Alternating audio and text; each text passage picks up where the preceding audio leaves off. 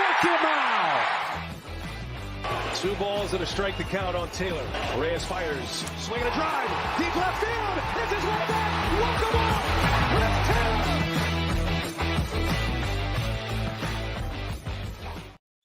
Hi, everyone, and welcome into DodgerHeads Live, presented by DodgerBlue.com. My name is Matthew Moreno, and joining me tonight, like most Mondays, Daniel Starkand. A little bit of a different show for us tonight, Daniel. It's an off night, obviously, heading into a big series, which we're going to certainly discuss and is the focal point of tonight's show. But in the meantime, how did you spend tonight without any Dodger baseball? Yeah, no Dodger baseball, so I was just kind of more focused on the football. I was watching Phillies Cubs for a little bit earlier, but mainly watching the football and, like you said, enjoying the night off. And then I guess there's no more. This is the last night off of the regular season, you could say. If the Dodgers do go on to clinch the division, they'll get a few nights off after that before the playoffs. But as far as the regular season goes, this is the last off day of the year. Yeah, we have a little bit of a sprint now coming up, as you mentioned, 6 games in a row here to finish out the regular season. Obviously, the first 3 being against the Padres, which is what I know everybody is here to talk about. We're certainly going to get to. I want to thank those of you who have joined us live on YouTube, Facebook, and Twitter. I see the chat has been active since we put the stream up, kind of getting ready for tonight's show. A reminder, if you are with us on YouTube, please be sure to hit the like button on this specific video. Also, subscribe to our YouTube channel, ring the notification bell.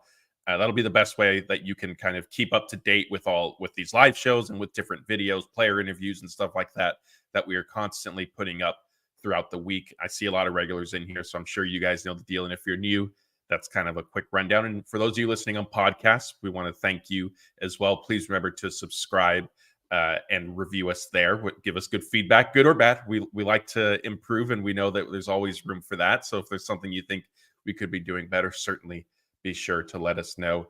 And as a reminder, Daniel and I will leave some time at the end of tonight's episode to answer some questions from you guys. But if you want us to get to a specific topic or answer something, super chat through YouTube is the way to go. We'll stop the show as quickly as we can and get to that, and then put it up on the screen, which is you guys have become certainly plenty familiar with. So, all right, before we get into the NL West showdown, Daniel, let's go over a couple kind of notable injury updates, and we'll start with Clayton Kershaw. Last time you and I were on, he had just thrown like an 80-pitch bullpen session or something crazy. He followed up with another one. I think it was closer to 34 pitches, 32, 34 pitches is what Dave Roberts said. So the good news is that Kershaw has been able to sort of, whether it was playing catch from flat ground, then he advanced to throwing off kind of a makeshift mound, and now he's been throwing legitimate bullpens in an actual bullpen, whether it's Truist Park or Dodger Stadium. So that's good. The downside is what Dave Roberts sort of cautioned is he's still not at full intensity because he's not able to throw. He's not able to push off the mound with his left foot. Obviously, he has the bone spur in his left big toe that's causing some inflammation. And Dave Roberts a couple weeks ago alluded to there being more issues in there without providing specifics. So we'll just have to kind of leave that as sort of a guessing game. I think safe to assume Kershaw won't be back during the regular season. 6 games left. Considering that is the case, do you see a scenario where then he's returning for, if the Dodgers do make it to the NLDS or if it is the wild card series, that his return comes in the playoffs, or are you worried about him pitching at all again this year? Yeah, it's hard to imagine just throwing him out there for the first time in like a playoff game. And if you're talking about like a game 4 or something, like maybe you're down 2-1 in the series and your season is literally on the line. Like, it's hard to imagine that being his first outing in a couple months or whatever. I will say, like, if they do go on to clinch the division, they do have like that week off where and you attend this as media. They usually have like some scrimmages at the stadium to kind of, keep everyone, fresh and in a groove and such, which obviously hasn't worked in years past. But, if he's possibly like throwing in a game like that, like I guess you could count that as like, getting game experience. He'd be facing big league hitters, seeing how he feels. But I think if things kind of stay the way they are right now, I would have a hard time throwing him out there, especially considering like it's basically like, even though he has been able to throw a bullpen, I still don't think he's anywhere close to like 100%. Like, and if his foot is bothering him, like if it's affecting, his stuff, if it's affecting his command, like he's already at a deficit, when it comes to those things, just because of all the other injuries and such. So, you really have to question how effective he could be if he's pitching at like 70% or something. So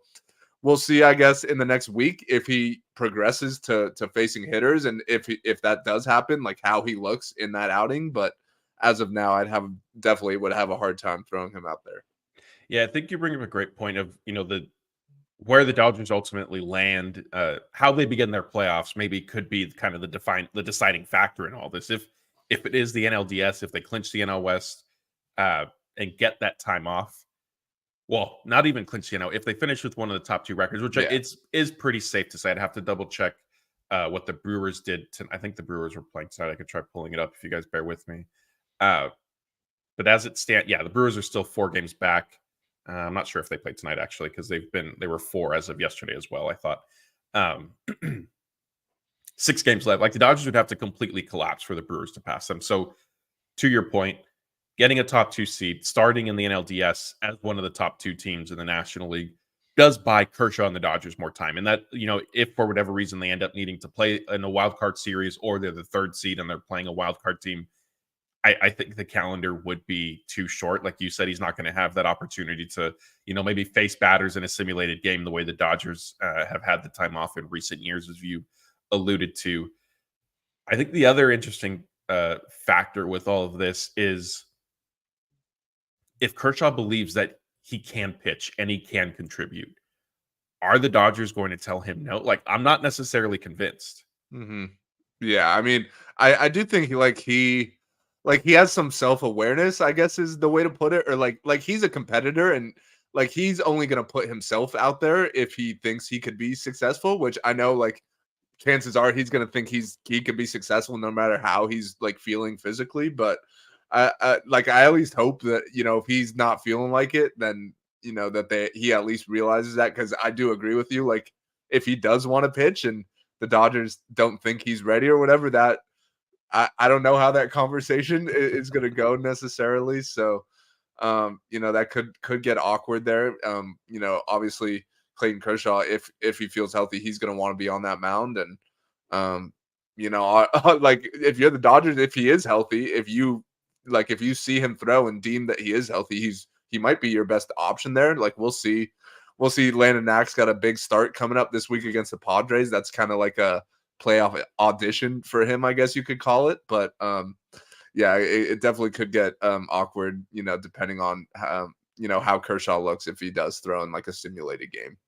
Yeah, and real quick, I am seeing here in the chat, says love from India for Shohei Ohtani. That's really cool to know that somebody is watching us in India and is keeping track of Shohei Ohtani. It just speaks to his impact and his stardom. I think we know he's obviously a global superstar, but to kind of see it in this way, a comment from India is really cool. So, thank you for supporting us. Back to the Kershaw discussion really quick. I saw Deuce is saying Roberts saying no to Kershaw isn't in his DNA. I'm inclined to believe a little bit of that, but I also will counter that that wouldn't be Dave Roberts' decision. Like, that's going to the roster stuff. Like, Dave Roberts, Dave Roberts does have input on, what he has seen from his guys off the bench and certain roles, stuff like that. But ultimately, the front office is going to decide whether or not Clayton Kershaw can be on the playoff roster. And he could go to Dave Roberts. He could go to Andrew Friedman, Brandon Gomes, say, yes, I'm ready. Yes, I feel healthy, this and that. They will make that decision. It's not going to squarely lie on Robert. And I know that it's fun, it's popular, it's common to blame Dave Roberts for everything that goes wrong, but this decision won't be something that he makes on his own. All right, let's now get to, and real quick, we're kind of breaking our normal. Ederico wants to know if Daniel wearing the camouflage hood. I think that's one of the stadium giveaways they did, right? Honestly, I have no idea. Maybe. Okay. I thought maybe it was a Dodger hoodie. I don't know. I've had this for a while, so I don't know where I got it, but I don't see any camouflage. I don't know what he's talking about. Yeah. Wink, wink.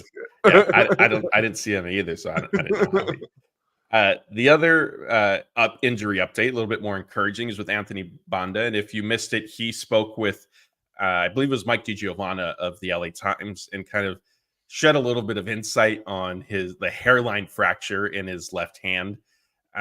Dave Roberts, and this is I just got done saying we can't pile on Dave Roberts for everything. Dave Roberts did say, and he didn't lie, but he did say that Banda took on, I think he worded it like, quote, a solid object or something to that effect. And naturally, because we've seen these stories in the past with other athletes, the assumption was he punched a wall or his locker or something, obviously, that caused the fracture. Turns out that it was just a paper towel dispenser. And it was more of what Banda said. It was more of how he hit it and what area of his hand caused the hairline fracture, not so much that he outright punched something. That being said, he did acknowledge that, yes, it was disappointing in a learning process or a learning experience.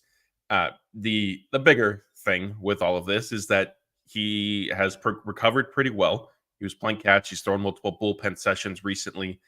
And here we are now. He's eligible, going to be activated, I believe, Tuesday. I'm pretty sure it's Tuesday. If not, then it's Wednesday.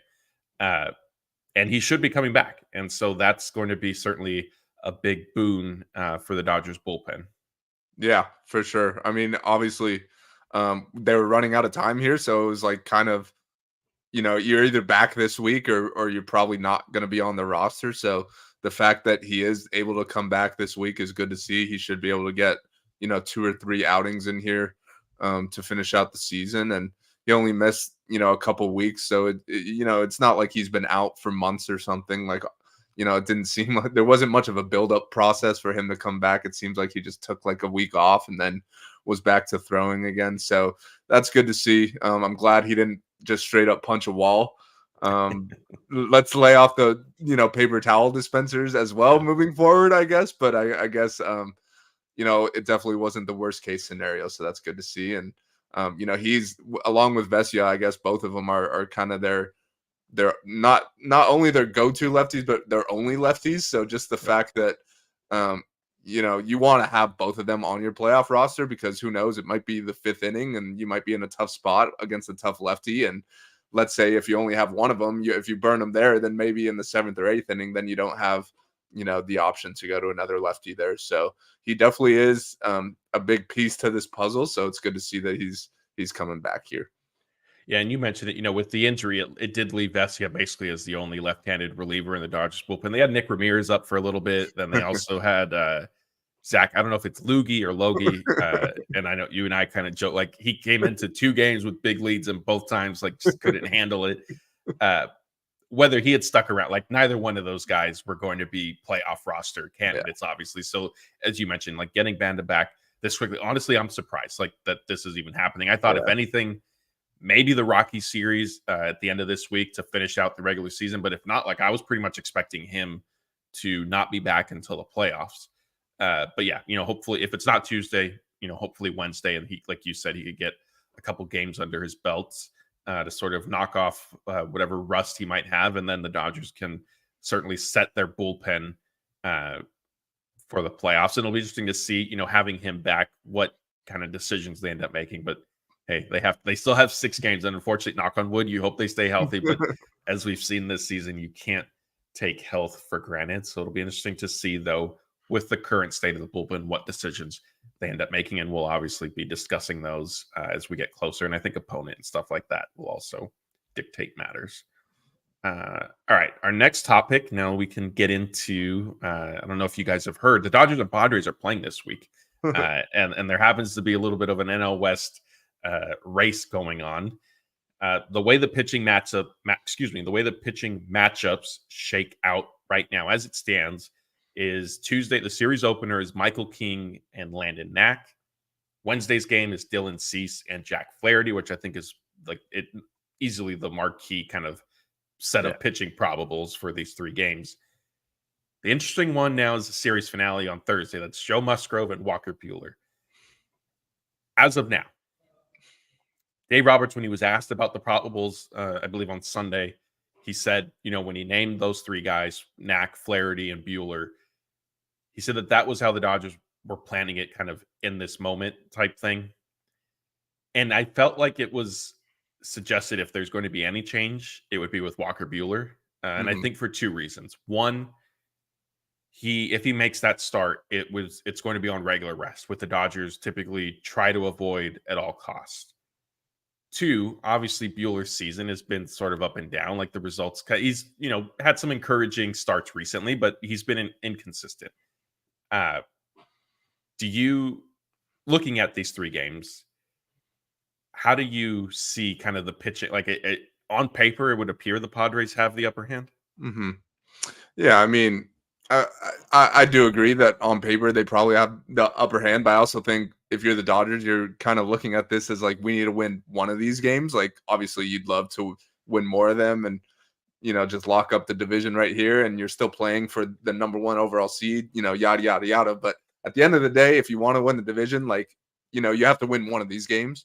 So they could kind of play it by ear and see how the first two games go and see kind of what their bullpen usage is the first two games, and then decide on, the third game from there. Like, let's say if they do lose the first two games, like maybe they look at that third game as kind of a do or die type scenario. And if, let's say, there was a blowout in one of the first two games where you were able to rest your bullpen, then maybe they say, hey, we're going to push Walker Buehler back. They won't just come out and say, like, we don't trust him in this big of a game, but they'll say, he hasn't gone on regular rest all season, etc. So we're going to go with a bullpen game here. And deep down, it's really because they probably think that would be their best chance to win. And if they, if they do end up getting swept, your chances of winning the division are pretty low at that point. So I do think they might kind of go for it in that last game. If they do lose the first two, I do think if they win the first two, then it's not as much of an issue, or if they win at least one of them. Me personally, I would like to see Walker Buehler make that start just to kind of get him in a playoff type of environment. Like, let's see how he looks, because I mean, at this point, you're kind of, he's going to be in the playoff rotation. Like, that's just kind of a fact at this point. Like, there's not really any other options. So might as well get him in that type of environment. See if, he's typically been a big game pitcher in his career, and maybe he could still regain that magic a little bit. Like, I know the stuff isn't necessarily what it once was, but the compete is still there, as Dave likes to say. So I personally would like to see him make that start and kind of see how it goes, just to, I don't want to, say calm the nerves, but if he does go out and have a good start, then I think that will give him confidence, and also everyone else confidence that he could, contribute in the playoffs. Yeah, and I set you up with talking about Buehler, which is obviously at the end of the series. So I'm going to go back really quick to the start of it. I think some of that, what you were saying with Walker, sort of applies to Landon Knack as well. Yeah. It's his first time facing the Padres. He's obviously, Dave Roberts has said recently that, yes, he is a candidate for the pitching staff come October. What sort of role I think is to be determined.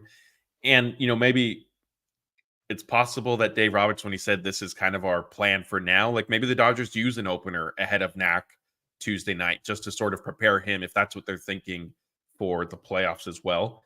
But yeah, I think it'll be interesting to see him. Like, there's something aside from just like the NL West implication. Like, there's something specific with each pitcher the Dodgers are starting this series, and so that's with Knack.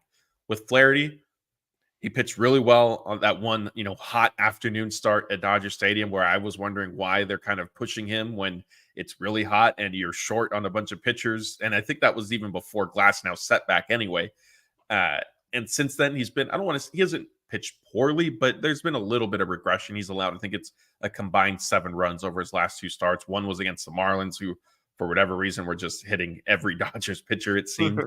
But I think it'll be important to see Flaherty, rise to the occasion against not just, a potential, obviously a playoff caliber opponent, a potential NLDS opponent. He's going against Dylan Cease, too, who has pitched well.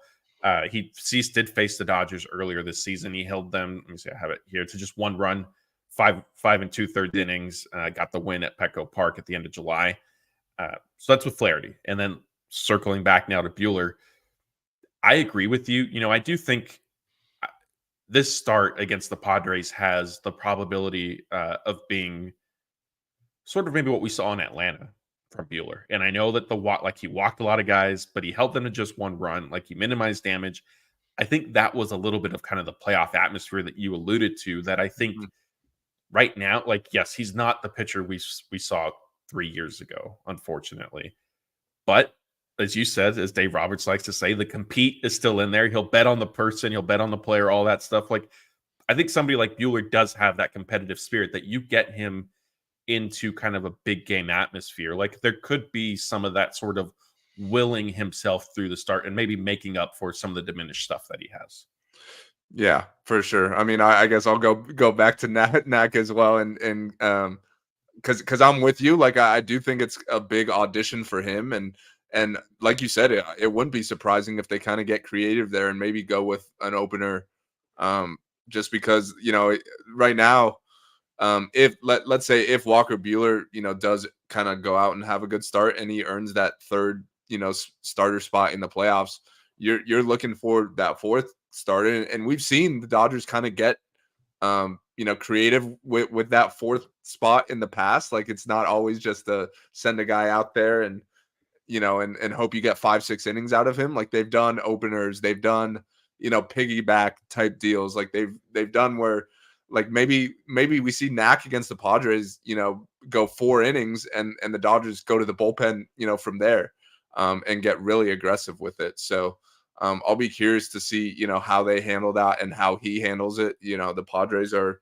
a really good lineup, they've been hot lately, so it's definitely going to be a playoff type atmosphere. And so, obviously, like you said with Flaherty, like, he's not competing for a spot in the rotation the way maybe Walker Buehler and Landon Knack are, but he's basically the guy right now. Like, I know Yamamoto maybe is a more talented pitcher, but he's still working his way back, and I don't think you have necessarily the confidence to just say he's going to be our ace for this entire postseason run. Like, I think you kind of got to see it with him. So Jack kind of has to step up and be that guy and give the Dodgers, not only prevent runs, but give them some length as well, because they're, you're expecting shorter starts out of guys like Knack and Buehler. So can Flaherty really step up and be that guy?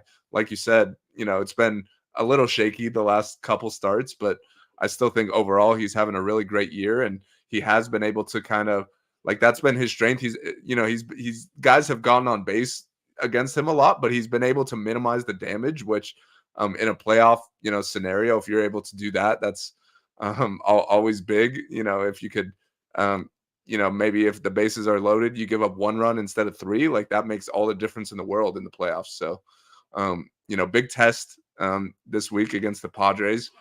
It's not the end of the world if things don't go well. Like, there's still a lot more to play for, but I think all of us would be feeling a lot more confident if they go in and take 2 out of 3, or at least play them tough and don't squander the division lead here in the final week of the season. Yeah, definitely. And the other thing to all this too is Jeff interviewed Lance Brodowski again today, and that video's up on our YouTube channel. And one thing that Lance brought up is the Padres hit right-handed pitching very well. So that's also that's going to be another challenge for Knack, Flaherty, and Buehler if he does make that start. And I did see some questions in the chat, people asking, kind of just to quickly review, the probables are for Tuesday night, the series opener, it's Michael King and Landon Knack. Wednesday's Dylan Cease and Jack Flaherty. Thursday is Joe Musgrove and Walker Buehler. Again, some of that Dave Roberts, like, he sort of left the door open. And if there is going to be a change again, like, I think that it would be with Buehler, or like we said, maybe getting semantics and using an opener in front of Knack tomorrow night. In regards to other questions I saw about Buehler specifically, if he doesn't start on Thursday, which would be on regular rest, which again, the Dodgers typically try to give their pitchers at least 1 extra day. The options are relatively slim. I mean, they could do a bullpen game. I'd have to look up when Robleski was last up with the team and if he could be recalled. So, like, if it's not Buehler, you're looking to the minors, which, Daniel, as you mentioned, depending on, and maybe this is something the Dodgers are waiting for, depending on how the first 2 games go. Spoiler alert, if the Dodgers win the first 2, then the NL West is wrapped up. Yeah. Depending on how Tuesday and Wednesday go, like, that could influence what they decide to do with Buehler on Thursday, one way or the other. So that's where that stands. Before we get into some of the NL West specific stuff, I know I kind of just alluded to some of it. We have a super chat. Laura, thank you for this. She says, with all the talk of last year's postseason collapse, the Dodgers need to outslug the Padres. She puts no excuses in all caps. The time is now. Yeah, I mean, that's been something that I know Jeff specifically was on, 6 weeks ago, maybe even 2 months ago. Of hey, the Dodgers, they have a lineup that they're just gonna hit their way through the postseason. Uh, it's becoming all the more kind of not imperative, but it would be certainly useful more so now than it was when Jeff was saying it, given just the current state of the rotation. What's kind of ironic is I think back then he was betting on Yamamoto not coming. Like he wasn't convinced that Yamamoto would be back from his rotator cuff issue, which I like sort of agreed with. And now here we are, season's ending. Yamamoto is back pitching relatively well, even though he did struggle. He labored against the Rockies. And Glass now is the one that's now out for the season. So it's sort of, reverse. But are you on the train of thought that the Dodgers basically just need to win a bunch of, 10-6, 10-7 games throughout October? Yeah, I mean, ideally, you would get better performances, from your pitchers, and I do think, they have guys in there that at least in a few, like, I'm not as confident about the 3 and 4 spots, but I do think in the 1 and 2 spots in the rotation, like you could get really good pitching performances there. But yeah, I do think also, like in a perfect world, this lineup has the talent to do it. We've seen it over the last week or so. They've been averaging like 8 runs a game, whatever it is. So, if they want to just go out and slug their way to a World Series, I'm not gonna complain about that. But I do think there are going to be games where you're going to have to win 3-2, 2-1. The pitching is going to have to show up at some point. Like you're not just going to score 10 runs every single game, especially in the playoffs. You're facing good pitching. It's not like you're just facing the 5th starter of the Rockies, like, every other game or something. So, you're going to have to pitch well, but I do think, definitely when looking at this roster, the blueprint, the blueprint is definitely to just score a ton of runs and hope that your superstars show up, and then the bottom of the order type guys, contribute the way they have been. Speaking of the Rockies, did you catch Charlie Blackmon's retirement announcement today? Yeah. Guy hits a couple home runs against the Dodgers and he's hanging up. I'm thinking, what's going on, man? You still have another year at least left in you after what we saw this weekend. Yeah, I mean, I could see why he wouldn't want to play for the Rockies anymore, but I guess, yeah, he could have given it a shot with another team, try to actually win, something. But I guess sometimes when you've played, your whole career with one team, you don't want to, I call it, I guess, you pull a Brandon Crawford where you go to some completely different team where no one will remember you for, and you probably won't be very good anymore. So I do like seeing guys retire with the same team they were on. And I will say, I feel like Blackmon he would always come up big against the Dodgers. Yeah. He had a really good career just overall, but specifically against the Dodgers, he was kind of one of those guys. So definitely won't miss him in that regard. Yeah, and he still has 3 more games, all at Coors Field, no That's less. right. To So sort yeah, of, book at least 2 more homers there, probably. yeah, to sort of stick it to the Dodgers. But hey, what those games end up meaning to the Dodgers, we won't necessarily know. We'll know by the time we get there. It could have ultimately not really have a ton of say on the outcome of the season. Short of, I think the only thing that would be likely hanging in the balance is the best record in the National League, which I know a lot of people who've joined us for these videos and on Twitter have been saying like the number 2 seed is better anyway, this and that. I don't necessarily agree with that. I'll share my thoughts on that specifically if we get asked later, or if we do a separate video. But focusing kind of on the immediate outlook of the National League West, and we do have an article up on DodgerBlue.com kind of looking at the standings heading into this week. We started publishing that, doing kind of a weekly series about a month ago, when it looked like the Dodgers were suddenly in a real tight race with the Diamondbacks and Padres. Of course, at this point now, it's basically just the Dodgers and the Padres. I mentioned it a few minutes ago. For the Dodgers, it's pretty simple. If they win 1 out of these 3 games against the Padres, that guarantees that they stay in first place in the National League West after the series. So that's kind of the floor. That's the bare minimum. Obviously, you never want to get swept at any point in the season. You definitely don't want to get swept right now.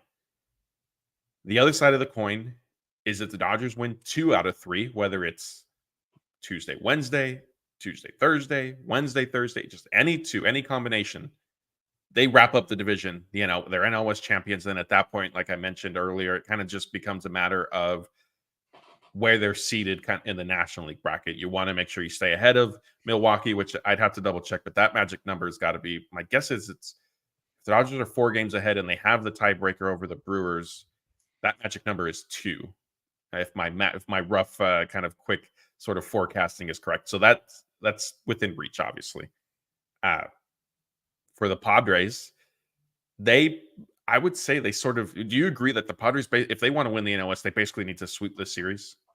I think so, just because, if you're the Padres, you don't want to. I know the Dodgers, in theory, could lose to the Rockies, and we just saw that they lost the game to them. But if you're the Padres, you don't want to be relying on that, because if the Dodgers win one game against the Padres, then they control their own destiny from there. They basically would just need to take 2 out of 3, I believe, is what it would be, need to be, and that's assuming the Padres sweep the Diamondbacks. So I guess that's a good thing for the Dodgers, is that they, on paper, have the easier series to finish out the season. The Padres are going to be playing a Diamondbacks team that, who knows, they might need a win just to hold their spot in the playoffs. Like, it's all super close in that wild card mix. So that's basically going to be a playoff type series. And I know playing in Coors Field isn't the easiest thing in the world, but if you're the Dodgers, you definitely would rather be playing the Rockies right now, and what is now, a Charlie Blackmon retirement series that has no other significance for that team. So, if you're the Dodgers, as long as you win one of these 3 against the Padres, you're basically in the driver's seat, where you only need to win, 2 out of 3 from there against the Rockies to clinch the division. Yeah, and kind of looking at both teams heading into this matchup, we're sort of in this position because the Padres have gone 8-2 over the last 10. The Dodgers are 6-4. Padres on a 4-game winning streak. The Dodgers obviously lost Saturday before getting a walk-off win Sunday. Had they lost on Sunday, that would have been a complete like this series. Yeah. There already is a ton of stress, not stress, I guess. I don't know what the players necessarily are feeling. The Dodgers have always played it cool, and we're going to get into some of that. But there is a ton of impact, potential, pressure, influence, whatever you want to call it, around this matchup. Had the Dodgers gone into this only up 2 games over the Padres, because the Padres own the tiebreaker against the Dodgers. So that would have been extremely problematic, because now you're looking at a scenario where you kind of have to win 2 out of 3. Whereas, again, right now, yes, if you win 2 out of 3 for the Dodgers, that's great because you clinch the division. But really, the floor is pretty much won, because you still will control your own destiny, as Daniel just explained. You then need to look at, winning 2 out of 3 at Coors Field, which, yes, like the Dodgers, they did win 2 out of 3 against the Rockies. I'm sure they could do it again. The Rockies aren't that great of a team. But yeah, that's where that kind of stands. Related to this series, Dave Roberts was asked about the Padres. We've seen it for several years, and it's become more of a thing since the Padres eliminated the Dodgers in the NLDS, of the perception, the belief. I think there is some merit to it at times, that they play, San Diego does, with a little bit more intensity, emotion, whatever you want to call it, when they're facing the Dodgers. Dave Roberts said, basically, like, yes, they bring their best against us. And he wants and thinks and expects the Dodgers to sort of match that emotion this week. Are you expecting that? Like, is there that switch for the Dodgers? Like, I know we've talked about it kind of off and on for several years, but this team, like, they are pretty even keeled, I think. Mm-hmm. Yeah, I don't necessarily think there's a switch in baseball the way there is in, other sports like basketball and football, where you could kind of impose your will just by using, brute force and stuff. I'll push back and say Ohtani flipped the switch against the Marlins when he got to 50-50. That's completely fair. And Ohtani is Ohtani. There's no other Ohtani. But I do think, like, baseball is a very mental sport. And sometimes, you could try as hard as you possibly can, and you're not going to, that might not help you. That might make it worse. So, but I do think, like, I will say, like, it's good that, like, in years past, we've seen the Dodgers have clinched the division by now, like a week ago, 10 days ago, and they kind of just went through the motions the last couple of weeks of the regular season, and then then you get the week off for the wild card series, and then we've seen the Dodgers come out flat, and we've seen wild card teams kind of take it to them, and the Dodgers weren't ready, and in a short series, if things snowball in game 1 and then they bleed into game 2, now the series is over. So who knows? Like, maybe playing in a series, with significance like this late, where the stakes are high, but they're not necessarily at their highest. Like, even if the Dodgers do get swept here, and then even if they get swept by the Rockies too, like they're still going to be in the playoffs. Like they can't fall out completely. So at least they have that where, it's not full on, pressure mode. But I do think, playing in these high stake games, a week before the playoffs could potentially benefit them. At least maybe that's, us coping over here because we've seen the opposite the last couple of years. But I do think there could be a benefit there. Yeah, we did a bunch of these videos.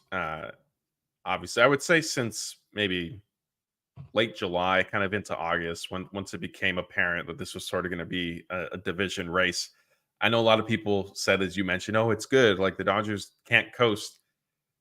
I was always pushing back against that narrative, saying no. Like especially this year, out of all seasons, given the number of injuries that the Dodgers have had, like this is the year you would have wanted them to wrap up the NL West 2 weeks ago, so that they could just figure out a way. And it's harder now because rosters aren't expanded to 40 players. It's only 28. So your regulars still have to play, but maybe they could kind of, ease up a little bit and kind of coast. Fortunately they've avoided other injuries. And now look, here we are. Like these games are fun. I think as you and I have played sports, like as from that standpoint, like you enjoy when there are stakes to be had, if you will. But yeah, I still would take the alternative of, wrap up the division September 13th instead of, potentially the 24th or later. The other aspect to this is if I asked you, who would you pick? Who do you see as kind of the Dodgers, proverbial sort of emotional leader if you had to name one? It's a tough question because like their superstars aren't the the loudest guys. Like I do think Mookie is looked at as a leader in that clubhouse, but he's definitely not like a rah-rah guy. So like kind of on this team, it's like Teoscar's kind of, been one of those guys. Miguel Rojas is, one of the louder voices, but Clayton Kershaw's kind of taken a step back this year just because he hasn't really been on the mound, and that's just the type of person he is. Like he's not gonna be full on, into it, I guess, when he's not playing. But I do think they don't really have that get in your face and hype you up type guy. And that's we've seen in the past. Like that's kind of why that's not fully why, but part of the reason why you see things kind of snowball in the playoffs the way they have. So yeah, like outside of like Teoscar throwing seeds, like they don't have much of that, honestly. That's a good pick. I did see people responding in the chat. A lot of Otani. Lola says Miggy Rose glue to me. Dave Roberts said Freddie Freeman is somebody that the Dodgers kind of pull from, and he was referencing Freeman's RBI single Sunday. He'd hit into 2 double plays in the game before that. It was the first time in Freeman's career that he had ever hit into 2 double plays in one game, which is a kind of a crazy stat. So kudos to him. I mean, it's a bad, like, kind of first time to do it, but kudos to him for getting this far in his career without ever doing that before. And so Dave was just kind of mentioning, his RBI single obviously helped the Dodgers, started their sort of comeback or helped them along the way. Teoscar hit his home run before that. But he said that the team pulls from Freddie Freeman's kind of emotionally. He said, when he's kind of down, like we sort of do that. And when he gets back on an upswing, like we kind of feel that. And I thought that was surprising. I didn't necessarily think that was the case. Obviously, Dave is a lot closer to his players than I am, as much as, Blake and myself are there throughout the season. I hadn't gotten that feeling really. And I don't know if players had really ever said that. And I'm not saying it negatively or not. More than anything, I'm just surprised by this. Yeah, no, and I'm with you just because I feel like Freddie has always been like a lead by example guy, not necessarily like, a talking guy. Like the guy plays every day. He wants to play every day, like no matter what he's going through. And he produces every day. So he's always been like, I'm just gonna go out and do my job and lead by example. But I thought of him as more of a quiet guy. But like you said, I guess Dave has the pulse of his team. But if Freddie's kind of your rah-rah type guy, then that probably means you don't have one of those guys, if we're being honest. Yeah, probably. And I see people saying Freddie has been going through something. Yeah, I mean, look, he obviously had his health scare with his son who was hospitalized and he's fortunately at home and is recovering, but that still is a long journey. And I don't, as much as there's relief there that things are trending up. Like it is, I'm sure, weighing on the family to some degree Definitely. still. And the other aspect, he's also playing through a hairline fracture in his right. Did he get his index finger or his middle? I forgot which of his fingers. And that's painful. Like that, I can't imagine that feels. That's not something that's healed already. And so, it is impacting him at the plate at this point. Freddie Freeman's not going to make excuses for that, but you hope that he can, for the Dodgers' sake, he could sort of maybe that RBI single is going to get him going, both emotionally and just for his own sake with his own statistics. Because if not, Dodgers might be in for a little bit of a long stretch here, or a short stretch actually, because things will be going kind of downhill. But yeah, I thought that was kind of interesting. It definitely wasn't anything that I expected. All right. Let's turn it over now to the chat. We're going to take some questions. As a reminder, if you could just start it with the word question in all caps, Daniel and I will get to it. If you want to make sure that yours is answered, we have about 15, 20 minutes here. We'll do our best to get to as many of them as we can. But if you want to make sure yours is answered and you're on YouTube, do a super chat. We see those, and we want to make sure, and we want to reward you guys for supporting us in that way. And so we want to make sure that we get to those. And while we wait for questions to pop up, I did see Blake, yes, is in the chat. He is at Disneyland tonight trying some different foods. I think I know he's been responding to some people. I'm sure he'll also text us about what he's getting. Blake also had Panda Express today, and he got to experience the goodness that is orange chicken. Daniel, I know you can't eat chicken, unfortunately, but where do you fall? I felt like Panda Express became sort of polarizing on social media a little bit. Yeah, I saw that too. I like Panda Express. I don't get it super often. Like there is a local Chinese spot that I get pretty often, but if I'm driving and in the mood for Chinese food and I see a Panda Express, like I definitely will not hesitate to stop there. Like they got good food for pretty cheap. I don't know how like I usually don't feel that great like after I eat it, but I feel like that's kind of with all Chinese food. And so yeah, I don't get the Panda Express hate personally. Yeah, and I'm seeing so Blake is saying that local Chinese spots are better. I've had like my take specifically applies to their orange chicken. I've had orange chicken at different places, both other chains, both individual places, establishments, and I just have not found one that I think is better than Panda Express. Daniel, I don't know, I'll put you on the spot a little bit. People want to know why you can't eat chicken. Sorry. No, it's fine. I've been allergic to chicken since I think it was 2017 or 2018. So yeah, I get really sick when I eat it. So kind of brutal. Wasn't an issue my entire life, so I kind of had to. They call it cutting cold turkey, but I guess in this instance, it was cutting cold chicken. But yeah, so that's not easy, but I eat everything else. Yeah. So next time you guys are eating orange chicken or Raising Cane's or chicken parm, think of Daniel and have a little extra for me. And have a little extra for him. All right, let's get to some baseball questions. If you have food stuff, we can try to work that in towards the end. We don't want to completely derail this show. Kenneth wants to know any news on the Catman coming. Yes, so Gonsolin made a third rehab start for AAA Oklahoma City. I believe it was on Saturday. He was scheduled to then throw a bullpen session in the days after that.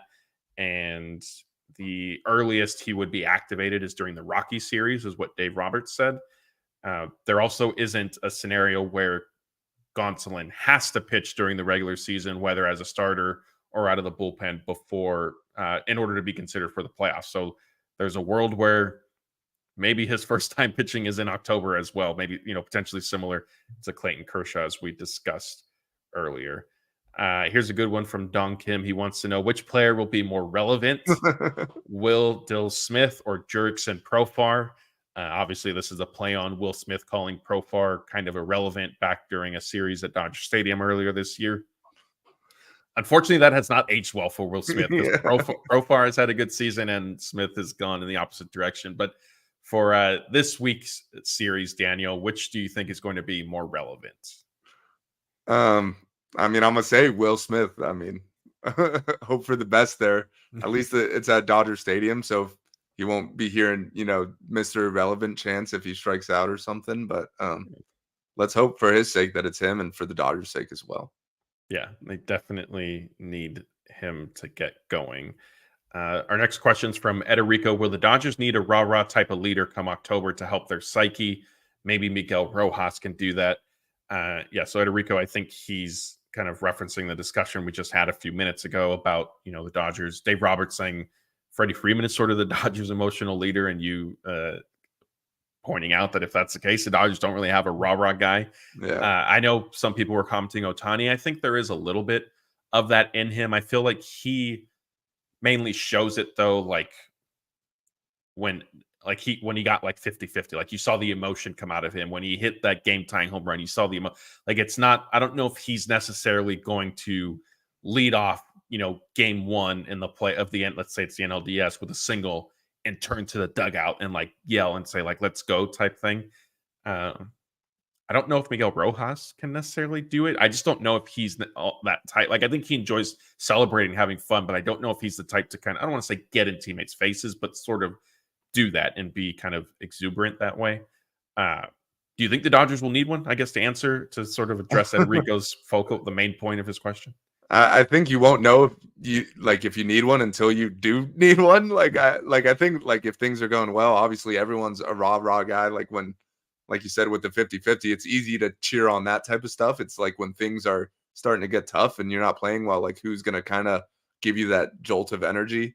Kike is a guy who has in the past, and a lot of the times it comes with like someone getting a big hit. Like it might not necessarily be yelling at your guys in the dugout. It's just like who could, when things aren't going well, who could get that big hit or make that big pitch to kind of build some momentum from there. So we'll see. It could be like in the playoffs, you see guys who don't usually show emotion in the big moments, like Corey Seager we saw in the past. Like he's definitely wasn't a rah-rah guy, but there were times when he got a big hit and you would see him pumping the boys up. So we'll see. But I definitely think, when things are going well, it's not an issue. But, once you're struggling and things are starting to spiral, then it's like, all right, who could give us a little boost here?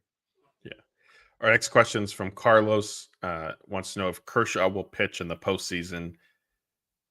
Not really clear. I would say it's less likely than more likely.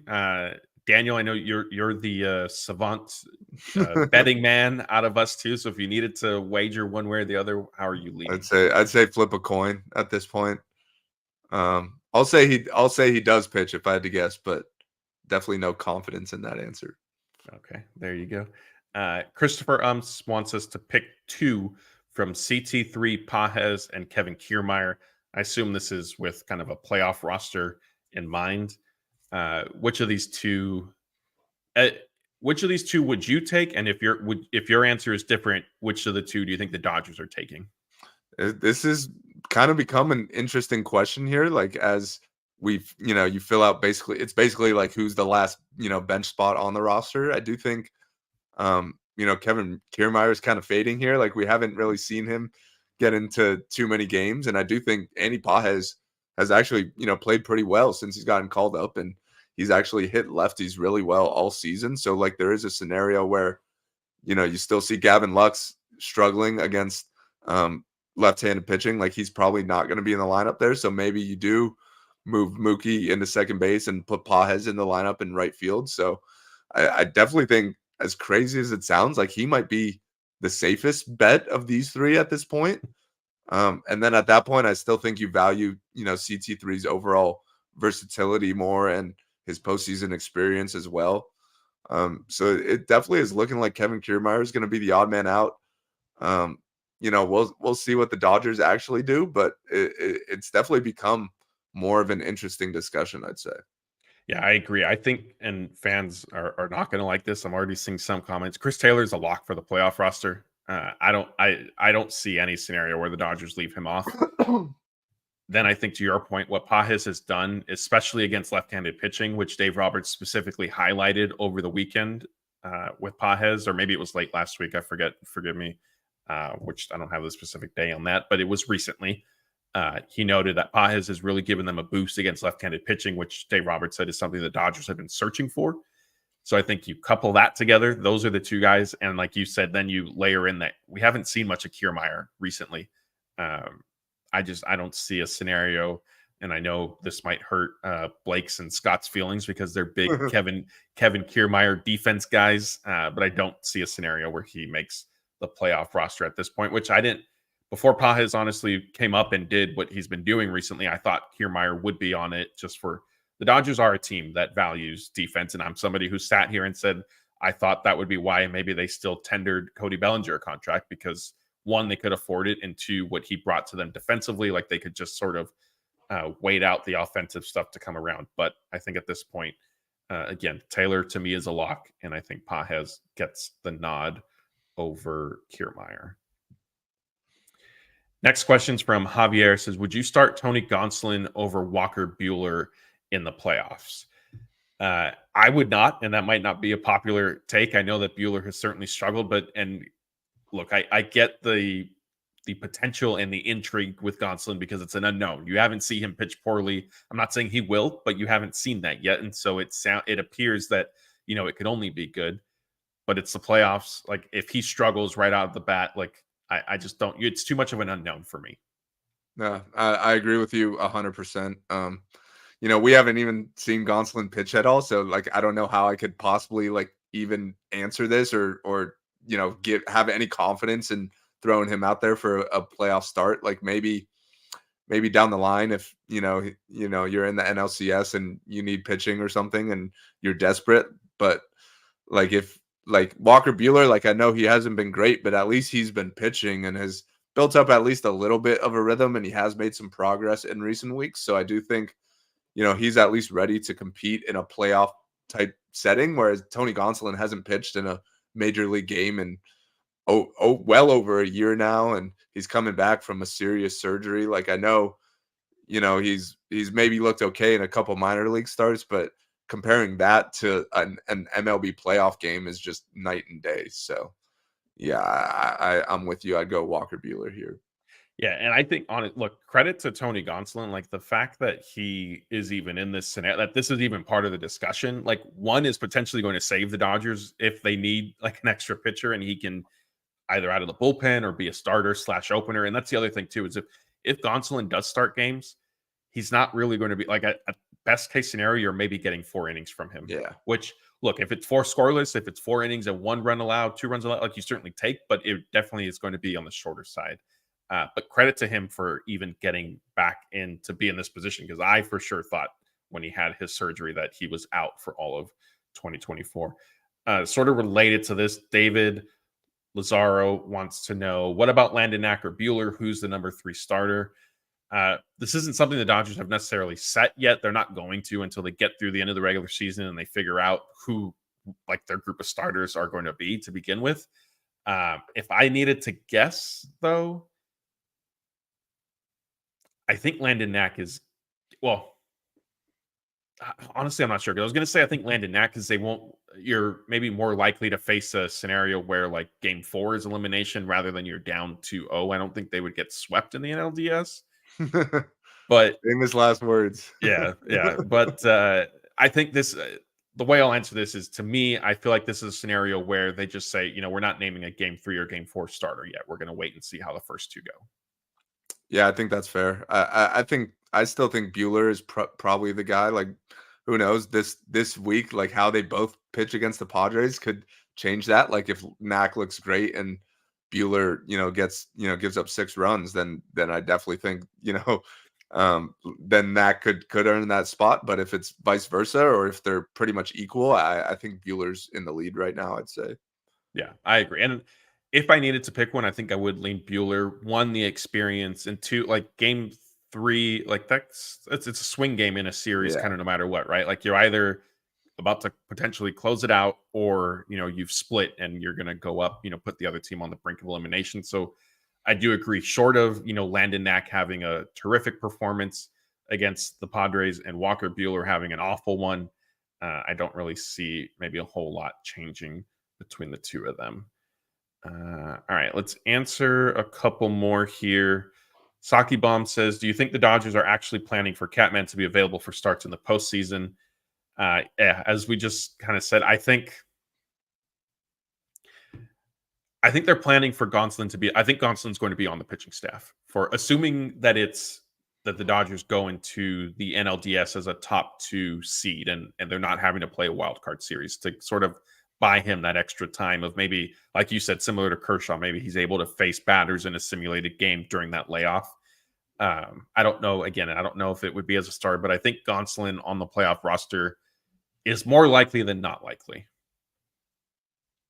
Yeah. Well, yeah, we'll see. Like you said, we'll see. And I also think, like, are they planning for him to be available? Like, yeah, that's how they're going to take it. And then if you don't need him, then like it's fine. But you know, obviously more injuries could always happen. So you have to have him ready just in case. And who knows, maybe he looks great. And you say, hey, that we could use this guy either as, you know, a game 4 starter where he's throwing like 4 innings, kind of like you said, or as a long man out of the bullpen. So he's definitely like ramping up full go. And then if he doesn't make the roster, then oh well. But you always want to have the guy ready, like if, you know, just in case, you know, an injury happens to someone else, or if one of your guys, you know, doesn't pitch really well against the Padres and you're not very confident in, let's say, throwing a Landon Knack out there for game 4, then maybe you give, you know, the Catman the ball. But I definitely think a lot of this is still kind of to be determined, and we'll kind of see A, where they end up in the standings, and B, like how they get there and where guys are at. Yeah, it's kind of like last year, was it Pepio, I think, who was supposed to start game. Well, Dodgers were sort of posturing like Pepio was going to start game 4, but then it came out like he was never going to start that. Yeah, maybe hopefully Landon Knack doesn't get the same treatment.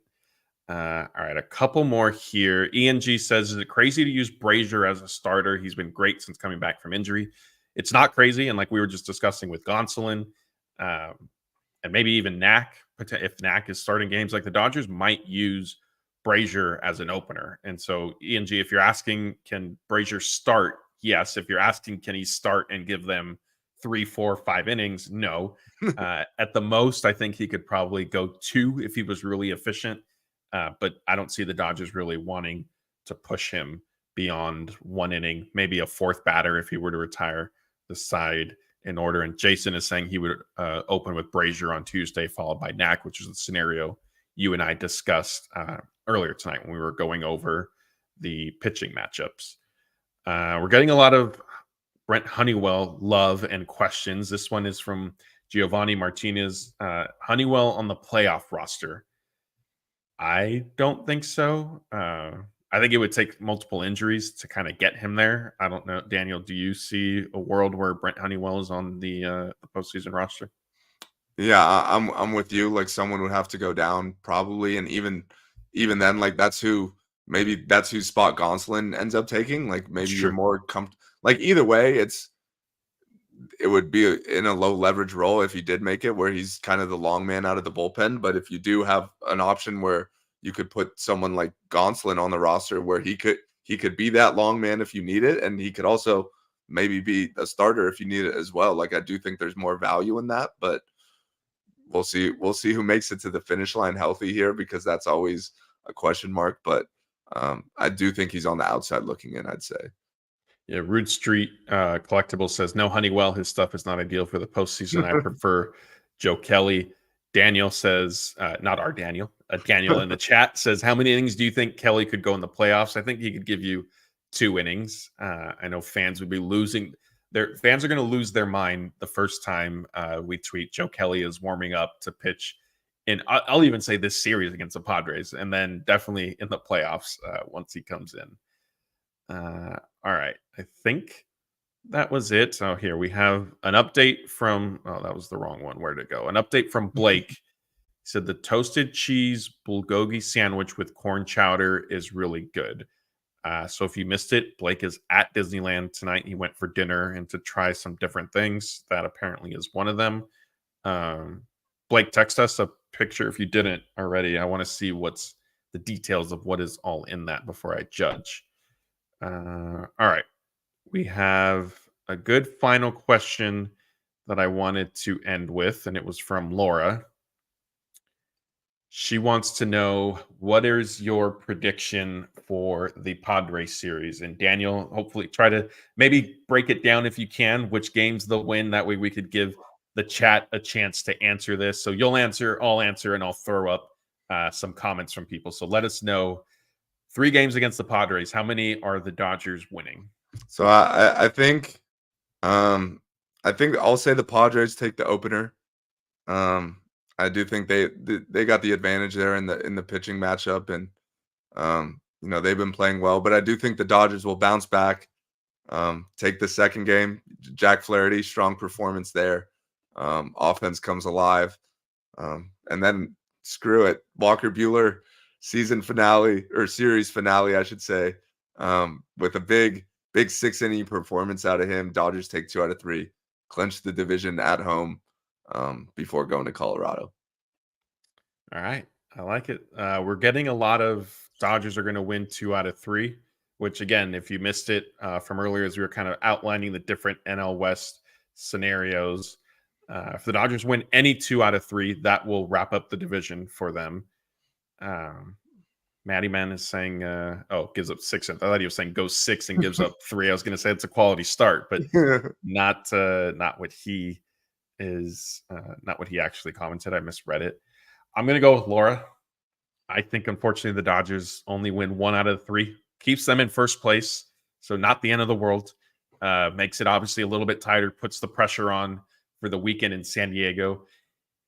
If I need to pick which game they win, I think they take the opener. I think Landon Knack will pitch well enough. And I think the Dodgers maybe have kind of heard a lot of the discourse of, the Padres this, the Padres that. And so I think they come out and get the first one, and then, maybe gets a little shaky from there. But hey, they get out of the series still in first place, which ultimately, that's kind of the biggest thing right now. Just don't get swept. If you can win 2, then great. If not, just worry about the 1 and then go beat up on the Rockies and send Charlie Blackmon into retirement, still with the Rockies looking up at the Dodgers celebrating another NL West championship. The biggest thing, honestly, that I hope for is, assuming the Dodgers win the NL West, is that they're able to clinch, which they have remarkably throughout since 2013, like this era. Whenever they've won the NL West, it's basically been because they've won their game. It's never been, Dodgers lost. Oh, they're waiting for the Rockies to finish or the Dodgers to finish, and those teams end up losing, and so then the Dodgers can celebrate a win, because that's always weird to me. I get for baseball it's different; it's a long season, so it's not that big of a deal. But I've always enjoyed and appreciated the fact that the Dodgers can celebrate the NL West with their own wins. It's always been nice. A couple things here before we get out. Adam is asking, will they face Cease? Yes. If you missed it, so Tuesday night is Michael King and Landon Knack. Wednesday is Dylan Cease and Jack Flaherty. Thursday is Joe Musgrove and Walker Buehler, pending the Dodgers making a potential change. We have our guy Blake chiming in. He put his bulgogi cheese sandwich down to say, Dodgers win the first 2 and then lose when they're hungover after celebrating all night. So yeah, Blake, Daniel, you and I were surprised. We'll kind of let the people in a little bit. Blake is on the, and I know you guys have been watching, so you know this, but Blake sees the Dodgers winning the World Series. That surprised me, because he tends to be, I don't want to call him pessimistic, but he tends to be a little bit more critical of things than I think the rest of us. And so to hear him saying that, and now here he is saying the Dodgers take the first 2, are we getting a new year, new Blake? That's what it appears to be, and who knows? Maybe that'll give the Dodgers the mojo they need. It's like the guy in Major League who is like wearing his hat inside out and stuff. But then when things start going well, he starts cheering again, and they ride it all the way to the end. So hopefully Blake could bring the boys some good luck. But I do like this version of Blake. I will say, much better than the season's over, sky is falling. Blake. Yeah, I feel like Blake and I have sort of changed positions. I haven't gone full season's over dread, but I have been preparing you guys for an NLDS exit, mainly honestly because of the injuries. But we'll see. You guys keep reminding each other and me that the playoffs are random and anything can sort of happen, and we have seen it. So we'll have to just kind of, the beauty of it is the results will kind of unfold in front of us, and then we can either enjoy it all together, or we'll be on here during these live shows and kind of, what went wrong and try to talk everybody off the ledge. All right. That's going to do it for tonight. First things first, Dodgers and Padres start Tuesday, big 3-game series. As we've discussed throughout the show, Dodgers have a chance to clinch the NL West. Before we sign off, we did get a final super chat from 300 GJW. For me, Dodgers just need to win one of the 3. Yes, that's the floor. I mean, I agree. Win one, you definitely stay in first place in the NL West moving forward, and then you can end up, clinching against the Rockies this weekend. Obviously, if you win 2, then you don't have to worry about that. Then it just becomes a matter of playoff seeding, and that'll be a fun video for us to do once. First things first, if the Dodgers, if and when, hopefully they wrap up the NL West, then we'll be able to kind of dive into, what makes the most sense in terms of playoff seeding. Spoiler alert, I think you try to win as many games as possible, get home field advantage through the NLCS, which at this point, that would mean the best record in baseball, so through the World Series, especially because the wildcard picture is changing pretty much every day. And with the Padres and Diamondbacks playing each other this weekend, who knows what it could be. So if you try to manipulate that, it could be a mess. But different topic for a different day. I want to thank all of you guys who joined Daniel and I on this off night. We had over 1,000 people on Twitter, YouTube, and Facebook. As a reminder, if you are on YouTube, please be sure to hit the like button on this video, subscribe to the channel, ring the notification bell. Tomorrow night, Jeff and Anthony will be live with a post-game show after the series opener. And then I believe, Jeff, we're going to have him with a guest on Wednesday. And then we should have Blake and Scott on Thursday. So we have you guys covered all 3 games. And then I'm probably back on Friday, I think, with Anthony. Maybe we mix in Daniel at some point if he wants to come and celebrate potentially an NL West clincher. Yeah, we'll see how the games go. Yeah. So again, that's Daniel. I'm Matthew. Thank you, everybody, for joining us. We'll see you next time.